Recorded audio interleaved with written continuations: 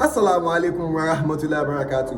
Ẹ̀rí akí bàbá wa Imperial Majesty bàbá wa Ọba Ghandi Afọlábí Ògúnmọ̀gẹ̀gẹ̀ kábíyèsí pàápàá fún ìrìn àjò tí wọ́n lọ ní ìlú Abuja torí pé most of time àwọn èèyàn máa ní Kábísọ́lá kí ló kọ́ ẹ pẹ̀lú ọ̀rọ̀ Ògbómọ̀ṣọ́ indirectly or directly I'm a bona fide Ògbómọ̀ṣọ́ son. So ọmọ ìlú Ògbómọ̀ṣọ́ ni mí. Tá bá sì kí n tó dá nílùú Ògbómọ̀ṣọ́ àfi ká sọ àmọ́ ẹ̀gbáre wa o. So kọ́lọ̀ kó jọ kó má ṣẹlẹ̀ ṣàánú wa.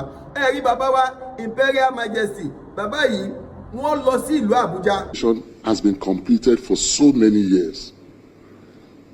But the transmission from where they call Gomo, somewhere near Irin, we heard that the contract has been given out.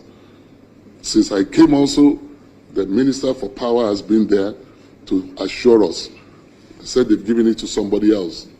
But the city is most of the time, and Mr. President, this town is the second largest town in Oyo State. It used to be, historically, it used to be about the third largest. Where you mention Lagos, you mention Kano, the other town you will mention is Ògbómọ̀ṣọ́.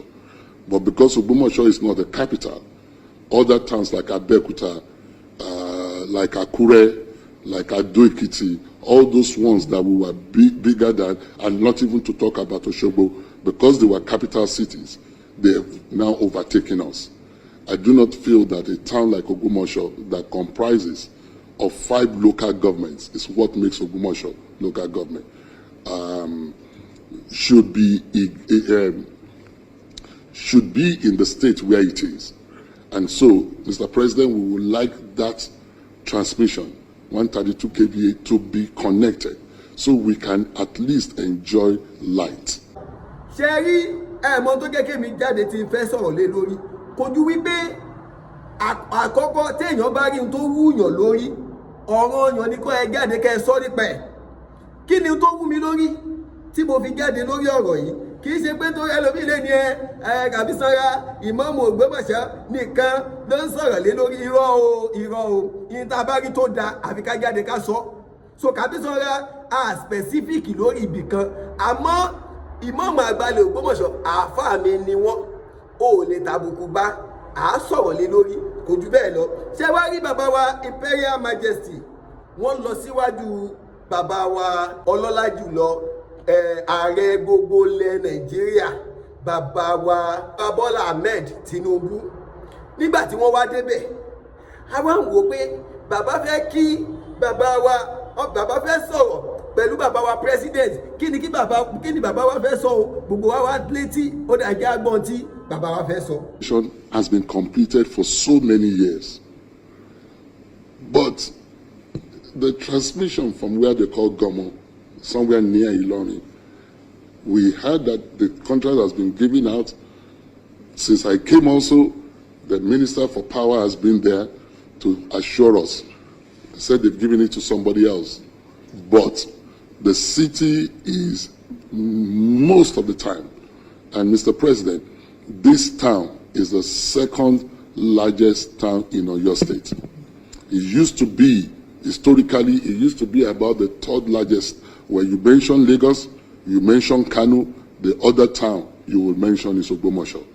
But because Ògbómọ̀ṣọ́ is not the capital, other towns like Abeokuta, like Akure, like Ado-Ekiti, all those ones that we were bigger than, and not even to talk about Osogbo, because they were capital cities, they have now overtaken us.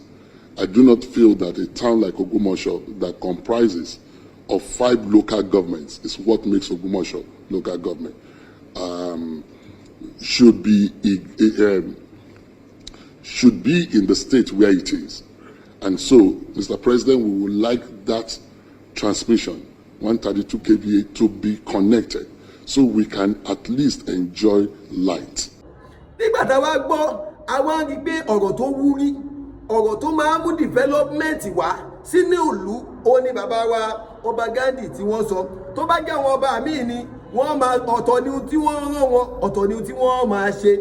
Bàbá wa Ọba Ghandi wá fi ṣe déédéé pé ṣe ìdílé kọ́ omi khadimu ìyẹn ní ìtumọ̀ tí bàbá wa ọba Ghandi Afọlábí Òrùmọgẹ̀gẹ̀ kábíyèsí tí wọ́n lọ ṣe ní ibẹ̀ yẹn ní àná, ẹ rí wípé wọ́n ń béèrè nípa pé báwo ni ìlú tó ṣe máa ní báwo ni development bó ṣe máa dé bá ìlú, báwo ni àwọn ọmọ wa nínú ìlú tí wọ́n ṣe láǹfààní láti lè fún ẹ̀kọ́ tó yè kóróró tá à ní sí nípò olódo àbí tá à ní sí nípò òkùnkùn mọ́. ẹ rí i pé development gidi òun ni bàbá wa ọba Ghandi Afọlábí Òrùmọgẹ̀gẹ̀ ni wọ́n gbé sọ́kàn. Lèmi ṣe máa ń sọ ní gbogbo ìgbà yìí pé tí Kàbísọ́lá bá ń sọ̀rọ̀ ẹ má máa wò ó pé bàbá wa ọba Ghandi àbẹ́rẹ́ nìkan náà no èmi èyí ń ta sí sẹ́rí àpèrè bàbá wa Ṣọ̀un, àpèrè tó dáa ni, àpèrè téèyàn kan kò gbọdọ̀ tàbùkù bá ní. Òun làpèrè bàbá wa Ṣọ̀un ilẹ̀ Ògbómọ̀ṣọ́. Táwa bá wá ń jáde ẹ rí i pé mo post bẹ́ẹ̀ náà látúnṣe rí àwọn kan tó ń bú Kàbísọ́lá pé ó post ẹ̀ kí ló post ẹ̀ fún bàbá sẹ́rí gbogbo ọba ilẹ̀ Yorùbá pátápátá bàbá wa ni wọ́n o. Gbogbo wọn tó ní ṣé màálù bẹ̀ ní ṣé irọ́ ni o. Ọba ìlú Ìwó bàbá wa ni wọ́n, ọba Ìbàdàn bàbá wa ni wọ́n, ọba Ọ̀yọ́ bàbá wa ni wọ́n, ọba Abẹ́òkúta bàbá wa ni wọ́n, ọba Ìlọrin bàbá wa ni wọ́n. Gbogbo ọba ilẹ̀ Yorùbá pátápátá bàbá wa ni wọ́n. So tá a bá wá rí tó dáa ẹ rí i pé níjọ́ tí bàbá wa Ọọ̀ni of Ifẹ̀ tí wọ́n lọ sí house náà ẹ rí i pé bàbá wa Ọọ̀ni Ifẹ̀ wọ́n sọ ọ̀rọ̀ gidi tí gbogbo ayé sì ń wò pé this is king, this is the kind of king that we want in Yorùbá land. Bẹ́ẹ̀ náà ni tẹ́ bá wo tí bàbá wa ọba Ṣọ̀un ilẹ̀ Ògbómọ̀ṣọ́ Imperial Majesty bàbá wa ọba Ghandi Afọlábí Òrùmọgẹ̀gẹ̀ kábíyèsí, tẹ́ bá wo tí wọ́n ń sọ lánàá yẹn pẹ̀lú tí wọ́n ń kà yẹn ẹ rí i pé bàbá yìí development ni wọ́n bá lọ sí ọ̀dọ̀ bàbá wa Tinubu, tí kì í ṣe pé torí pé selfish interest tiwọn, tí ì ṣe torí àpò tiwọn ni wọ́n bá lọ sí ibẹ̀. Ìyẹn là ń sọ jẹ́rí ilẹ̀ Yorùbá tí gbogbo wọn bá wa àwọn kábíyèsí wa tó bá lè máa ṣe báyìí. Bàbá wa Ọọ̀ni Ifẹ̀ àwọn ti ṣe tiwọn, bàbá wa ọba Ghandi Afọlábí Òrùmọgẹ̀gẹ̀ kábíyèsí tiwọn náà ni wọ́n tún ṣe lánàá yẹn. Ká tó rọ́bà mí kó tún lọ bẹ̀ kó tún sọ fún àwọn president wa pé nǹkan báyìí la fẹ́, ìyà ń jẹ àwọn aráàlú. ẹ rí i pé ìlú ò ní pẹ́ tòrò, ẹ rí i pé ilẹ̀ Yorùbá ò ní pẹ́ dáa.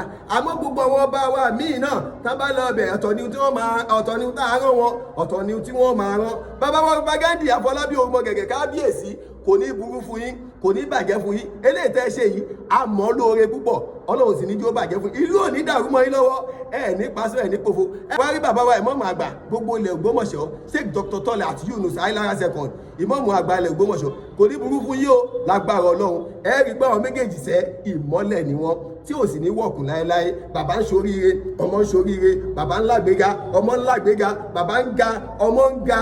Tó ìtẹ́mi ń sọ nìyẹn. Ṣé rí Kàbísọ́lá tó bá ti dá a máa gbé jáde. Bàbá wa ọba Ghandi Afọlábí Òrùmọgẹ̀gẹ̀ kábíyèsí o, kábíyèsí o, kábíyèsí o, kádé ó pẹ́ lórí, kí bàtà ó pẹ́ lẹ́sẹ̀, kẹ́sìn ọba kó jẹ kó pẹ́ o, kò ní burú fún yín o lágbára Ọlọ́run. ẹ ní jábọ́, bàbá wa ìmọ̀ọ́mù ò ní jábọ́. Gbogbo àwọn ọmọ ìlú Ògbómọ̀ṣọ́ tá à ń ronú dáadáa sí ìlú Ògbómọ̀ṣọ́, tá à fẹ́ kí ìlú Ògbómọ̀ṣọ́ ó tú, ayé tiwa náà ní tú o, kò ní bàjẹ́ fẹ́ ní kankan wa o kábíyèsí o.